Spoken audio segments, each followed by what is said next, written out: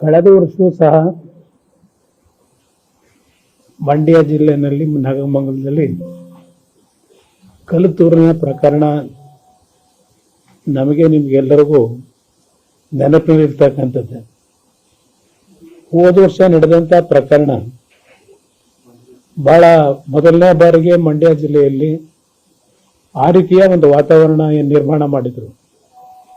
ಅದು ಪುನರಾವರ್ತನೆ ಆಗಿರ್ತಕ್ಕಂಥದ್ದು.